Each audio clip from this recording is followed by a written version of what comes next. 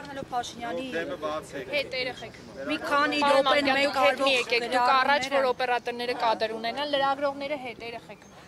Հաշվառնելով բարբերաբար արվող գրառումները, խնդրում եմ ասեք կապ տեսնում եք, հրահանգված է քաղաքական պատվերը, ինչ է, շոու է։ Իրականում այսօր խորհրդարանում եղած լրագրողները շատ ուշադիր պետք է լինեին։ Ամբողջ օրը Նիկոլ Փաշինյանը նստած, անջատված նստած, այդ կառավարության հաշվետվությունն է։ Մեկ էլ որ պայթեց, մեր պատգամավորները, մեր գործընկերները որ դալիճում ներկա են, մեկ էլ ասպա անակնկալ եկած խելագարի պես սկսեց շարել։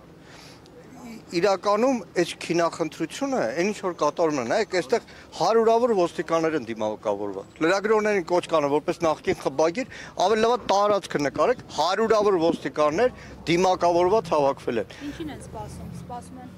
Շեփի հրահանգի։ Վաղը պատրաստում ենք ազգային ժողովի հետ հաշվետվության ժամանակ ներքին գործերի նախարարին օրինակ ասել, որ իր կարմիր բերետավոր այդ անասունները, մարդ ծեծողները, ձեր գործընկերներին ծեծողները, բայց շաբաթ ավելի շուտ եկավ, քան ուրբաթը։ Ինչ կատարվեց։ Նիկոլ Փաշինյանը մի պահ ստատուս գրեց, մի պահ կանչեց իր խմբակցության ղեկավարին, հանձնարարեց սկսեք ու բոլորը ինչ որ անհոդաբաց նախադասություններով ազգային ժողովի ամբիոնից է խոսում ու զուգահեռ իր ֆրակցիայի ամենակարևոր մասը մլիցեքը ոստիկան չեն դրանք, հայրենիքի ոստիկան չեն, որոնց ազատեցին Հայաստանի անվտանգության պաշտպանության պարտականություններից օրենքով, որոնց առավոտվանից գիշեր տարիներ շարունակ ուղղակի ծառայեցնում են Նիկոլ Փաշինյանի կամակորություններով։ ԱԱԾ-ն նույն ձևի սատանա որսացող սև վերնաշապիկով, սև շապիկներով մարդ որսացողներին չունեն որևէ արժանապատվություն, չունեն հայրենիք, պատիվ, ուսադիրի պատիվ, ոչ մի բան չունեն, իրանք մենակ Նիկոլ Փաշինյանի ծառաներն են։ Եվ մեր հայրենակիցները այսօրը ուղղակի ամենախայտառակ օրինակն է։ Ի վերջո ով մայրաթոր գնացել է, նայեք, իրականում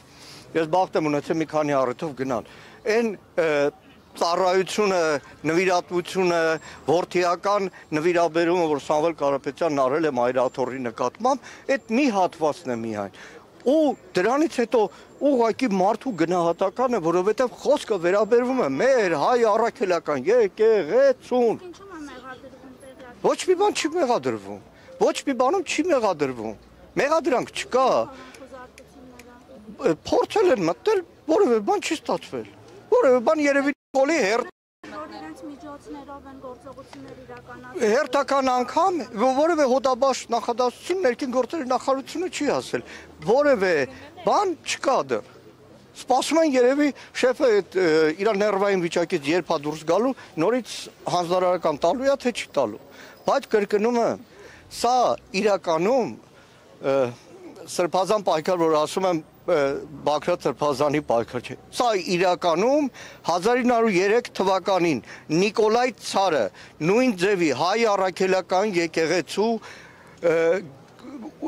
գույքերը եկեղեցին ուզում էր գրավել։ Ամբողջ Կովկասում հայ ժողովուրդը դուրս եկավ։ Նույնիսկ Արևմտյան Հայաստանի ֆիդայական խմբերից շատերը եկան Արևելյան Հայաստան հայ առաքելական եկեղեցին պաշտպանելու։ Այսօր նույն իրավիճակն է։ Ու ցանկացած մեկը, որ Նիկոլի հրահանգով մասնակից է դառնում այս ամեն ինչին, պետք է գիտակցի, որ ուղղակի նրանց փչացնում են, նրանց տրաֆիկի զոհ է սարքում, նրանց ծերունները հետո գլուխները կախեն ցանկացած հայ առաքելական եկեղեցու մոտից անցնելու։ Ինչ?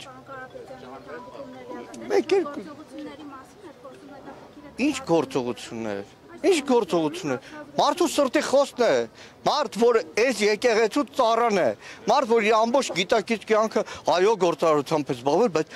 ամեն ինչով մեր ժողովրդի ցանկացած մատից փուշ հանելու մասնակից է դարձել, հիմա դառավ բան։ Ուղղակի ազգային ժողովի դալիճում այդ պահին կորցրեց տիրապետումը Նիկոլ Փաշինյանը։ Ու ցավում եմ, Հայաստանում չկա օրենք ոստիկանների համար, ԱԱԾ, դատախազում որևէ մեկի համար չկա։ Ասեմ դες այսօր ազգային ժողովի Արծիք Մինասյանի հարցը որ քննարկվում է Սերանոյանյանի։ Հիշեք մի քանի շաբաթ առաջ Նիկոլ Փաշինյանի խելագար էլի ջղաձգությունների ազգային ժողովում մի արտահայտություն, հետ տվեք այդ կադրերը նայեք, ասեց Սերանոյանն քեզ ու կողքինի դադելու են։ Այսօր գլխավոր դատախազը գլուխը կախ Վիշինսկու